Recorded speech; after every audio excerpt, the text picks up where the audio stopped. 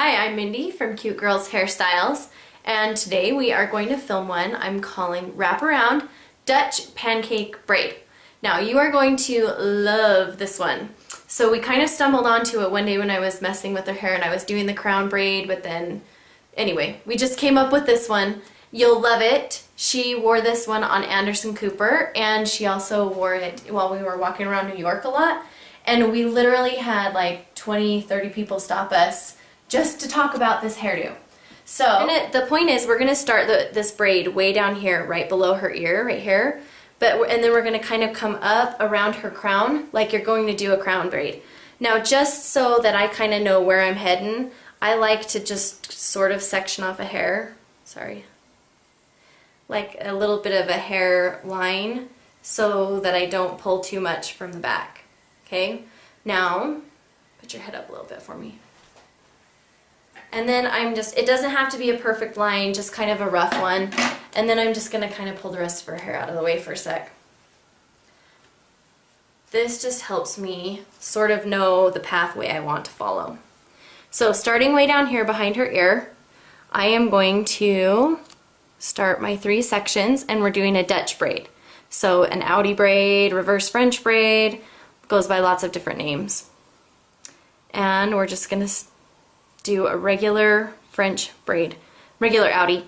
And if you don't know how to do this, I have another video showing very detailed how to do this braid, so you can watch that. I'll link to it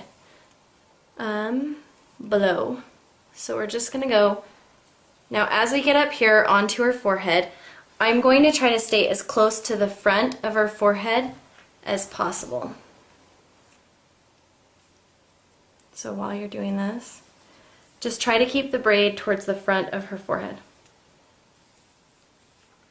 This really isn't super tricky.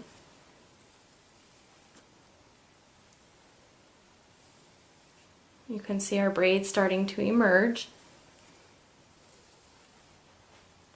And you can see that I'm only picking up hair back to that part line that I left before, and that it isn't very deep. Tip your head down just a little so they can see. Like you can see, I'm not clear back here on the back of her head, and you'll see why when I'm in just a second when I get a little farther along. But just trust me when I say you don't want a very deep part line. Okay, now when we start getting towards the side of her face, again, we're still just kind of trying to stay close to her hairline. And when I get to usually right around here, so right around the top of her ear, then I let this other hair go.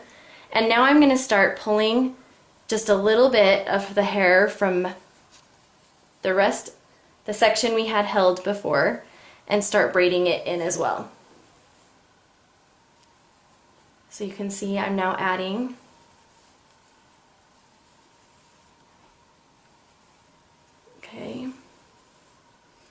and just continue to work that French braid.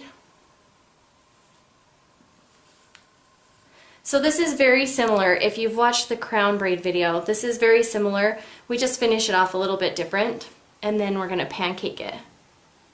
You see our little pink ears? They had a school fair yesterday, and we're out in the sunshine most of the afternoon doing a Renaissance fair. So they're all a little slightly pink from the spring sunshine. Okay, let me turn you some more. So we're still gathering in the hair.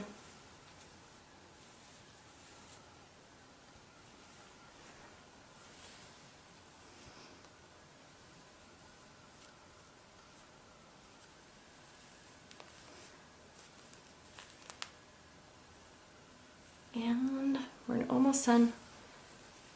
Okay, and when we get to this last section, you want to keep this one as close to the head as possible.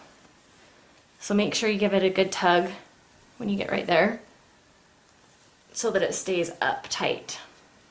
Okay, now normally on a crown braid, you'd finish braiding this off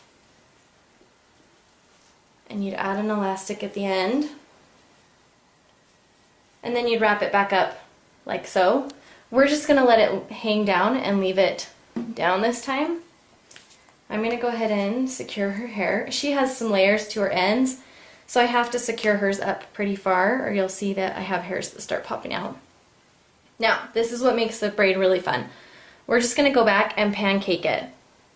So you're just gonna grab that very outside edge and give them a tug, which is just gonna pop them out.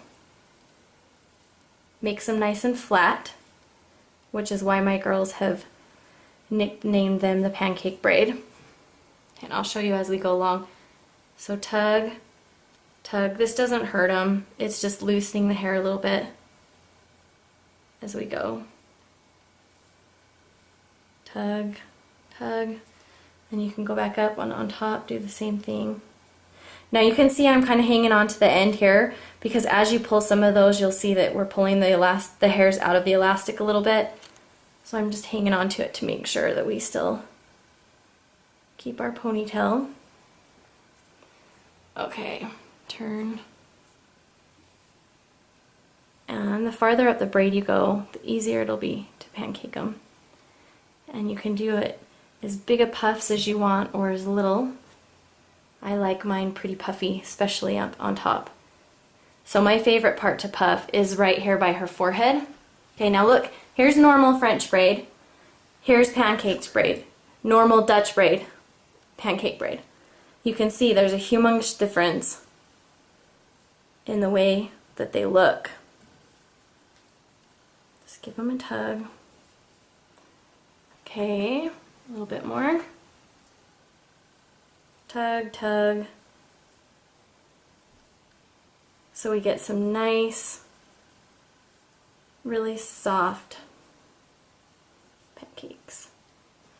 Okay, and there you have it. Now look at the front of her braid right here. I love this, just how it looks like this big crown of puff braids on her head. And that's what catches people's attention. Like they stop all the time. How do you do that? How do you do that? So you can see it all the way around. And again, you can tug them as much or as little as you want to make them nice and puffy. And if you have to, then if you have ends popping out like this, you can go back up and just move your elastic up a little bit. And just let that lay on her shoulder. And there you go. Makes a beautiful, beautiful braid. I'm sure you guys are going to enjoy. Please don't forget to subscribe if you like what you're seeing and follow us on Twitter and Facebook. Thank you.